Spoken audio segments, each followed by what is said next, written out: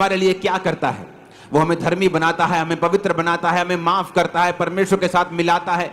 ये एक वाचा का लहू है। परमेश्वर हमारे साथ वाचा बांधता है, मेरे लिए दया को मांगता है। परमेश्वर का लहू, हाबिल का लहू अपने लिए न्याय मांग रहा था, लेकिन जीसस क्राइस्ट का लहू जब बहा, वो मेरे लिए दया को मांग रहा है कि इन लोगों के ऊपर दया कर, क्योंकि मैं इनके लिए बहा हूं। यीशु का लहू कहता है कि मैं बहा हूं, इन लोगों के ऊपर दया कर। तो वो हमेशा हमारे लिए दया को मांग रहा है। जीसस क्राइस्ट का जो लहू था वो किस किस जगह से परमेश्वर से बहा और उसका रीजन क्या था।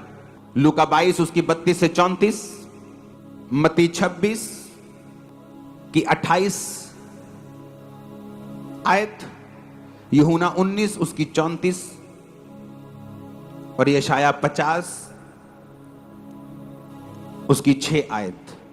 पहला लहू जो परमेश्वर के बदन से बहा वो था उसके माथे का लहू, क्योंकि वचन इस प्रकार कहता है कि जब वो गतसमनी बाग में था तो बाइबल कहती है कि परमेश्वर जब बहुत ही इंटेंस प्रेयर कर रहे थे, वो प्रेयर इतनी इंटेंस थी और इतनी ज्यादा कठिन थी और इतनी ज्यादा उसमें वो सम्मिलित हो गए थे कि बाइबल कहती है कि परमेश्वर के ब्लड वेसल से, उसकी जो नाड़ियां थी उसमें से लहू निकलकर उसके पसीने के साथ मिलकर माथे से टपक रहा था।